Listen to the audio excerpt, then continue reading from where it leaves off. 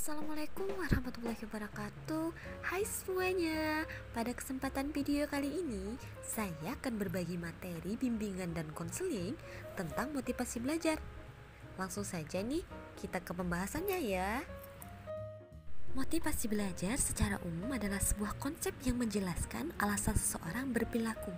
Menurut Kamus Besar Bahasa Indonesia, motivasi belajar adalah dorongan yang timbul pada diri seseorang secara sadar atau tidak sadar untuk melakukan tindakan dengan tujuan tertentu. Setelah kita mengetahui apa sih itu motivasi belajar, sekarang kita beralih ke jenis motivasi. Jenis motivasi ada dua. Yang pertama nih, motivasi intrinsik. Motivasi intrinsik adalah motivasi yang disebabkan oleh adanya dorongan dari dalam diri sendiri untuk bisa mencapai suatu tujuan yang bisa menguntungkan dirinya. Contohnya, seseorang termotivasi untuk terus rajin belajar agar bisa mendapatkan nilai yang bagus dan ranking di kelasnya. Motivasi yang kedua adalah motivasi ekstrinsik. Motivasi ekstrinsik ini adalah disebabkan oleh adanya dorongan dari luar diri sendiri untuk bisa mencapai suatu tujuan yang menguntungkan dirinya.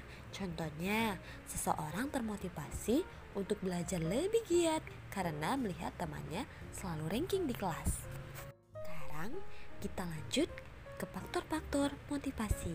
Proses psikologis dalam diri individu yang menimbulkan motivasi dipengaruhi oleh berbagai faktor. Berikut nih faktor-faktor dari motivasi. Faktor yang pertama yaitu adalah faktor internal. Faktor internal ini adalah faktor motivasi yang berasal dari dalam diri individu. Motivasi internal ini timbul atau muncul disebabkan adanya keinginan individu untuk bisa memiliki prestasi serta tanggung jawabnya dalam hidup. Beberapa hal yang masuk dalam faktor motivasi internal adalah sebagai berikut. 1.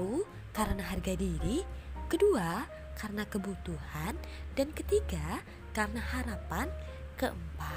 Tanggung jawab. Dan yang 5. Karena kepuasan dalam belajar.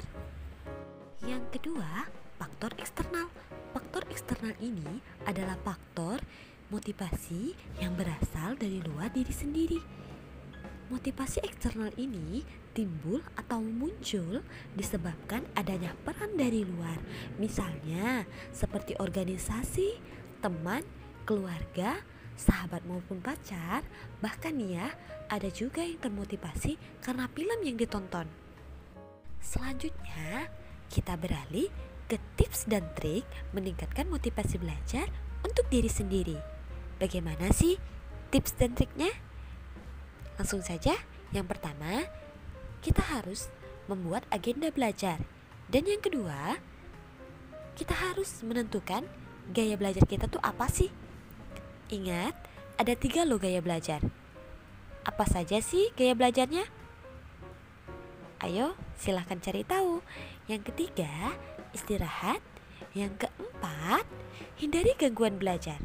Yang kelima, cari suasana yang tepat. Dan yang keenam, belajar bersama teman. Sekian penjelasan dari saya. Semoga bermanfaat. Saya ucapkan terima kasih atas perhatiannya. Saya akhiri. Wassalamualaikum warahmatullahi wabarakatuh.